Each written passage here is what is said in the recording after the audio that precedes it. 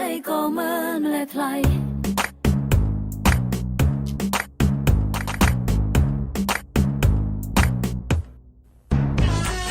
មើលឬពេញចិត្តអូននេះបានជាមិនដាក់ភ្នែកមើលហើយមើលមកទៀតអូនអៀនថ្លៃ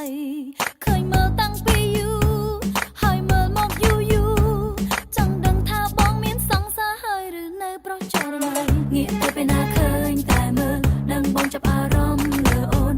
ដូចជាមិនដឹងទេមើលអូនអីក៏មើលម្លែថ្លៃតែប្រហែលជាបងដឹងដែរថាដឹងអូនចាប់អារម្មណ៍រៀមរាអូនដូចជាមិនដឹងទេមើលអូនអីក៏មើលម្លែថ្លៃ